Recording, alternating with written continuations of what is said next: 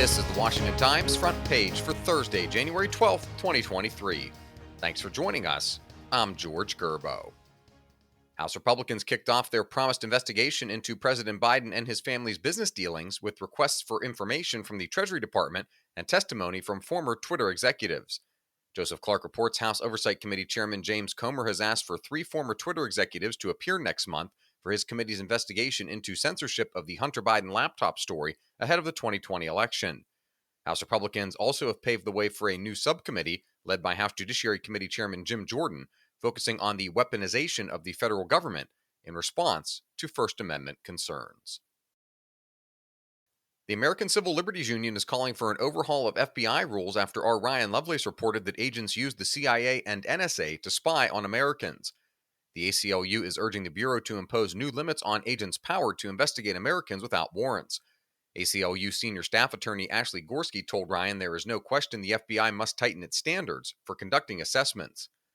The FBI's rulebook, rewritten in 2021, revealed details about how the FBI tasks the CIA and NSA for help on matters, including assessments. Assessments are investigations that can involve surveillance without a court order against people that aren't accused of a crime. The Department of Homeland Security has announced a new vehicle pursuit policy that will severely limit when Border Patrol agents can pursue migrant smugglers.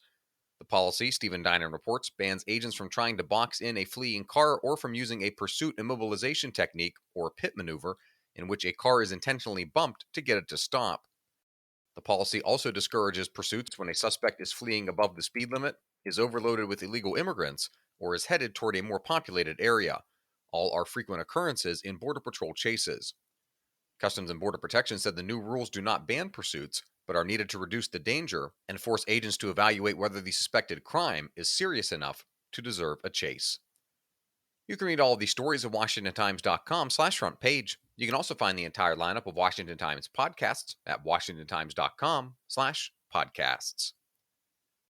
The cost of diesel fuel is soaring while regular gas prices fall, putting even more pressure on domestic shipping and consumer prices. Sean Salai reports the national average for a gallon of diesel hit $4.54 this week.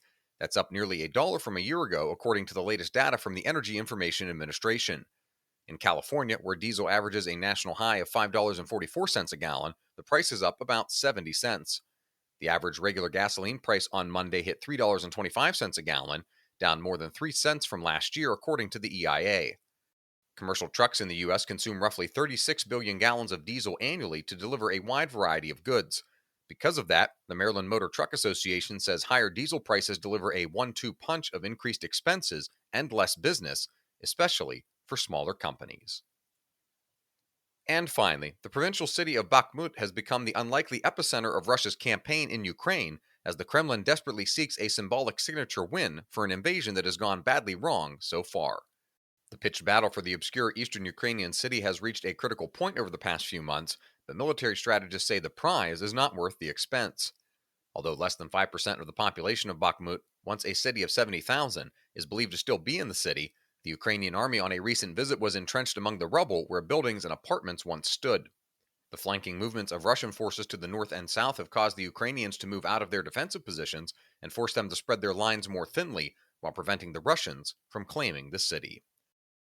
Find all of today's front page stories at WashingtonTimes.com/front page or on the Washington Times app, and find us wherever you get your podcasts. Just search Washington Times in any major podcast app. You can also find us on Twitter and Instagram at Wash Times for breaking news, sports, commentary, and more. For Washington Times, I'm George Gerbo.